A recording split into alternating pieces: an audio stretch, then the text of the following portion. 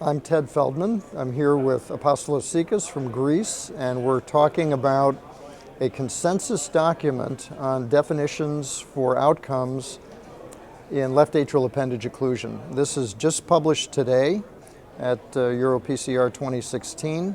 Consensus document, over 1.5 years of work, a big writing group, multi-societies, endorsed by 5 societies. Why do we need this document?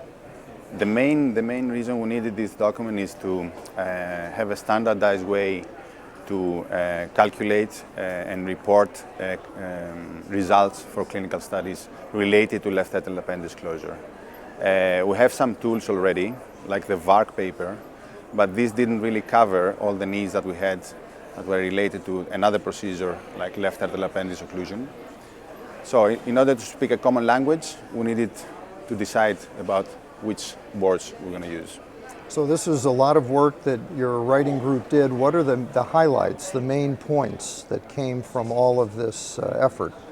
There are some definitions that are particularly interesting for this procedure. One of these was stroke.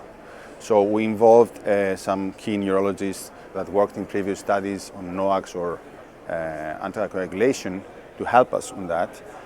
Other definitions that were discussed a lot were bleeding disorders, in particular pericardial bleeding, which is a quite common complication for this procedure. So we had to specify a few things in order to really capture the key points for every research project.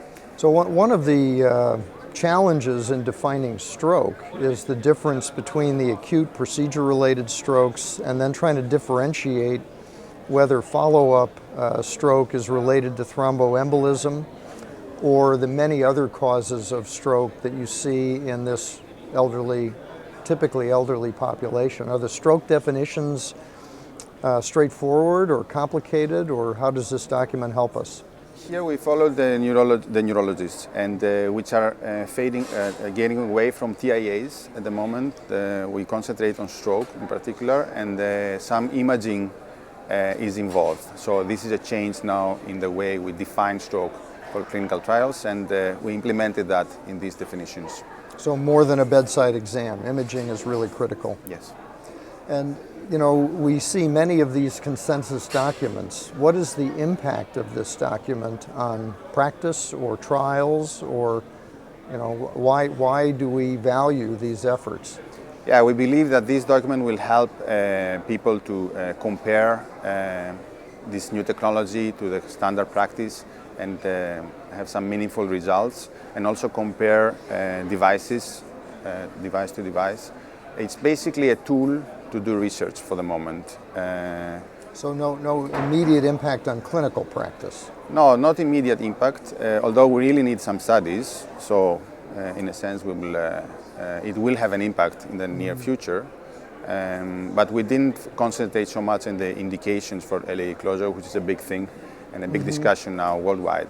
We already had a second meeting in Munich, and there is a second document coming, I hope, soon, that will address these more clinically oriented issues. So a consensus document, a clinical guidelines document, maybe we'll be able to talk about this at EuroPCR next year?